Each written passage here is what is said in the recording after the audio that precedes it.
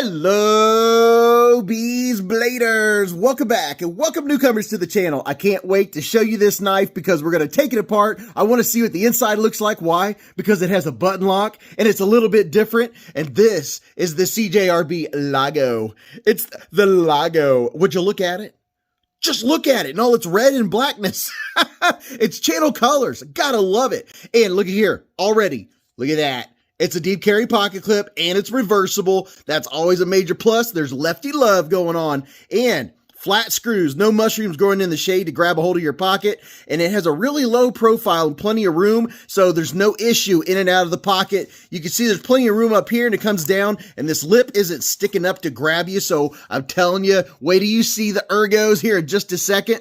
And something else to mention, and up here on the flipping tab, up on the flipping tab, it's all a matter of the inflection, right? But up here on the flipper, there's a little bit of light jimping, doesn't really grab the fingers, and we'll show you about that here in just a second. So, will that be an issue, or will it not? We shall find out. And there's your button, and if you look, the button is recessed. They have the little cutout thing, which some of the makers with the button locks are like, okay, I think we should go along with that. So that's very nice, very, very nice. And that button lock is definitely, there's a couple things I want to tell you about that in case you're thinking about getting you one. And I will have links to this knife and the comparison knives in the video down in the description, in the extended section of this description. But you ready to see this blade? Let's check it out.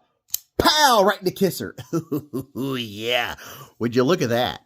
Mama. That blade shape, I'm totally digging this blade shape. It's like the hybrid, kind of the sheep's footy, drop pointy. I love that the point is down here. It's going to be awesome for utility cuttings, pokey stabby, opening packages, all the everyday carry things we do with our knives. Already, I can tell you it's a great EDC size knife. It has about a 3.4 inch blade. Look at that. Almost 3.5 mark. And then your cutting length's right around 3 inches. Pretty much on the nose. I love this thumb hole. This thumb hole works so well. It's fantastic. I know a lot of you have been waiting for this knife to come out. And all right, left and right, I'm getting the slightest a bit like a 1 out of 10. Little bit of wobble, it probably needs tightened. Up and down, nothing. That's a good thing. Nothing up and down. And then are we centered? Yes, we are centered. And man, it has a nice looking tip. It's always great to have a nice looking tip, right? And taking a look at the finish, it has a really nice finish. Now, you can get the coated or you can get the satin blade. There's like 3 or 4 different colors of handles or the scales, and then you can choose between whichever you prefer. And this is the AR RPM 9 steel. You can see it right there. Nice and clean. I really do like this black blade with the red handle. I like it. And let's check and see what it does with some paper. See if it'll destroy some paper. Grab a piece. All right, let's see what happens. Oh, and I'm telling you, the ergos. Oh, mama. Oh, yeah. Listen to how quiet. Oh, that is so clean. I will say one thing about AR RPM 9. It does take a nice edge and it hones up really nicely with that powdered metallurgy. Oh, yeah. And if I just go right along the edge here, it'll shave off tiny. I don't know if you can see them, all these little shards. That is very nice. And I like to do my size comparisons. Well, I know you guys appreciate it too because you're like, hey, I know that size. Look at this. It's the QSP Penguin in red micarta. Gotta love the red micarta and the penguin. And, why not put up two that you know the size of? It's the Civivi Elementum. So bigger than these two, but you know what? I think we're going to narrow it down, see how close we can get. Here's the Kubi Duroc. Got some of that black and red going. And since we have a Cjrb in black and red, oh yeah, would you look at that? It's the Cjrb Caldera. That's no joke. If you want a super tall blade, that's not going to disappoint. And I think I might be preempting a couple folks that on the live streams on Friday nights. Every Friday night, Beez Blades live at the Hive. We always do size comparisons. We have the knife cam. If you have questions about any of the knives you see on any of the videos, we'll bring them out and we'll do comparisons and we'll check them out. Anything you want to know, that is a great time to bring up questions. This is the Sencut Saxi. And I figured we'd have some people asking about the Saxi compared to the Lago. Well, there you go. And if you have any more questions, definitely come and hang out at the Hive. And here is the petrified fish Havrog. It's definitely a lot more comparable. It's definitely more comparable to the Saxy. And you know what? Let's pull out a couple more, just two more. One of my ultimate favorites, the KIZER Gemini. And since we're doing the whole CJRB thing, we have to bring out the Feldspar. It's the CJRB Feldspar. Okay, Feldspar. I'm only going to say it right once. But if you have a Feldspar, then there you go. And you know, but depending on when you're watching this video, if you're watching it closer to the time this video is released, probably every knife you've seen on this screen is on sale right now. And I'll have links to all of them. And I have my discount codes and all that fun stuff down there. All right, let's see how she operates. First of all, we'll start with the El Flipperino. And push button, super easy. The light switch, super easy. Nice and clean. You can also flick your Bic and do it that way. You can do that with a lot of the flipper knives. And reverse flick on this thing is a dream. It comes out with authority. I mean, pow! And then the button is something I've had to something to get used to, which I'm just noticing. I haven't had it out of the box very long, but something I'm noticing is the button doesn't stick out as much as other button locks. If you look here, the button does not come clear of the edge of the scales. And when it's open, if you look here, watch this. It's hard to show you, but if I come down even with the scale, it half unlocks, but not all the way. You have to fully commit this button down for it to release it. Now, when it's released, it is super smooth. But if you get this and you go like this and just push it down and don't commit all the way and you push like that, you still have some lockup, and it's hard to show you right now, but there's a little channel in there, and we're going to take a look at that here in just a minute after we do this ergos and action. But if you fully commit your finger, you're good to go. I like to do the slow roll, and I'm definitely getting used to already the fact that I have to not use the meat of my thumb, but more of the corner of my thumb, because you have to commit to get that blade to drop. That's not a bad thing. Left-handed works just as well. Now, left-handed, using my index finger, you lefties might even enjoy it more because your index finger tends to commit a little bit more to push it down past the scales. So I think this might actually be a positive for folks that are worried about hitting that button when their hand is on there. Now, oh my goodness, the ergos. My hand from here to here is 4 inches, from here to here is 3.5, and from the bottom of my palm to the tip of my middle finger, 7.25. And the ergos, they're dreamy.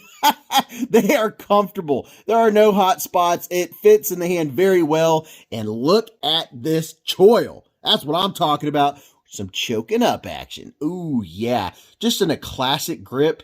Look at that. That is, I mean, this is going to be a contender for a lot of people that don't want the button sticking out too far or don't want it to release too early. And it's a good size. I don't know. This one's going to be up there. I can't wait to hear what people have to say about this one. And don't forget to comment on the video.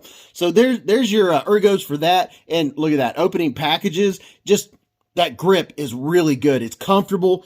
Your spine at the top here has that really nice, I guess you would call that a swedge. It's kind of swedgy. Now, your jipping's kind of a, it's smooth jipping. It doesn't grab the skin. My thumb just kind of glides across the jipping. So I would appreciate some more aggressive jipping just to give me a little more grippage. It's definitely a comfortable knife. It's easy to operate. I like the button on it. I just have to get used to that button.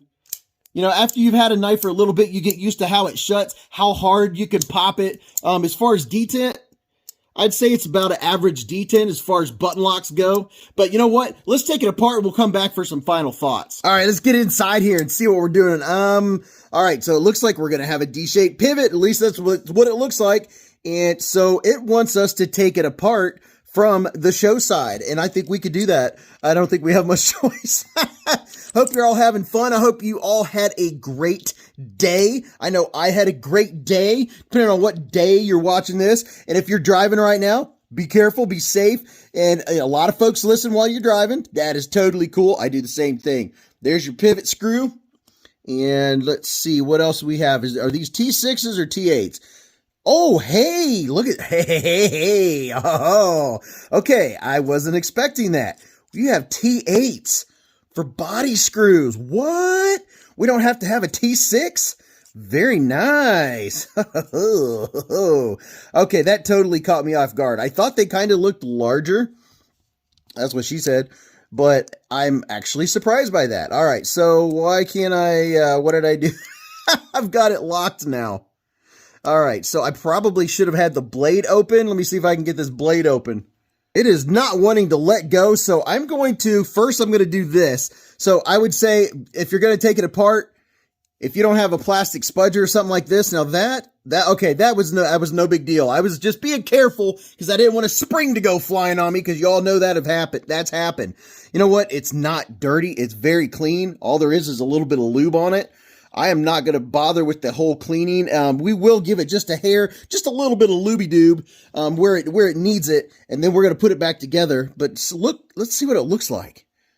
Very clean. Ceramic bearings. Wow, less than $50 for ceramic bearings. That is very impressive. Very, very impressive. All right, I'm going to open this up and be careful. I have my finger over top of that. I didn't want that to go flying. So there's our spring sitting inside there, just sitting on the G10. And yeah, it is well lubed. I don't think we need to do any lube. There's your button. A little bit of button lock action going on. So let's see, can we see what I was looking at? Yeah. Okay, here we go. So when that button comes in there, this is how it locks up. You see where it has its own notch going on right here? I'll try to turn it just enough so you can see it. But when that button comes in, it locks. That's how far the lockup is. It's way more than 50%. It's like, I don't know, what would you call that? 80% lockup. So that's probably why, at least that's my first guess as to why you need to push the button so far. See if I can show you here. You have to push the button so far to get past that area where it's locked up. There's when you're locked all the way to that line, and you have to push the button all the way down before it's going to allow you to unlock it. So that's why I'm having to commit so much to that button. So, it's going to be something to consider whether or not you want a button lock that you have to commit. I think a lot of folks are going to be more appreciative and like the fact that it's not that easy to disengage. Because I've heard a lot of folks talk about the button locks and they're like, I don't know, how easy does it disengage? And I'm like, well, I don't know, it doesn't seem bad to me. But there you go, there's the inside of it. It's not difficult to take apart, as we just saw. I was worried there for a minute, but let's see, take a quick look. Do we have a D-shaped pivot? Would you look at it? We have a D-shaped pivot. Gotta love it, gotta love it. And here's where the D-shape meets up. Gotta love the D-shaped pivot. All right, I had to refinagle my position and make sure I knew what I was doing here. Not that I ever know what I'm doing. So I have the blade fully sitting down on here, and I'm going to put the button in with my left hand, just because when you're working, around a tripod, it's not always the easiest thing. So I have the blade fully extended. I'm pushing the button down, and now I'm moving the blade over to keep the button where it's supposed to be. Now our button's where it's supposed to be. Now I'm going to put this bad boy on. Put our scale on here. Everything. Oh, I like hearing that click. I like everything clicking down. Ooh, yeah. All right. So I think now we're in business. Yeah, there we go. There we go. Now we can get our pivot back in here and go back, and I'll give you some final thoughts on it. Couple thoughts on the button lock. And then, man, I got to tell you, I am curious what you all think about this one. It is definitely up my alley. I like the tall, flat grind on it. Anytime you get a tall, flat grind, you're talking about a slicer. This is definitely a slicer. And less than $50. Technically, by a few cents. It's like, 49, whatever. But I think this is going to be a fun one. And I really like the fact that it's in the budget category. Depending, it's not ultra budget in the 30s, but it's definitely budget. So do we have it? Oh, wow, it is. Okay, so remember before we had a little bit of blade play? There is zero blade play, up or down. And does it operate like it's supposed to? Yes, it does. Are we centered? Yes, we are centered. All right, let's go back to the big screen. So the Cjrb Lago. What do I think about it? Well, I think you already know that what I feel about it, how I feel about it. It could go for some better jipping. That's not very grabby. The button, I do appreciate the button. Now that I understand it, The button works really well. Once you understand that using the front of your thumb, you're going to have to push it a little farther to make it let go. But I believe that's a plus rather than a minus. It operates very well, and I didn't lube it. You know, it might be a tad smoother if I had taken the time to lube it up. But if you want to see how to do that, I'll put a playlist up here where you can check out my disassemblies. I do have quite a few. I do like this. I like the fact that it has multiple opening options. That is always a major plus because besides using my knives, I also like to fidget with them. And this is definitely a fidgeter. So tell me what y'all think about it. Do you like it? Are you good, bad, and indifferent on the subject? Either way, let me know how your day's going. Say hello to everybody. Go watch this video. You're really going to enjoy that. And if you don't want to watch that one, go watch that one. Either one of them, watch them all. But until I see you in the lives or the chats or the hive stream, remember, live life in the present. Keep a Band-Aid handy and don't cut yourself.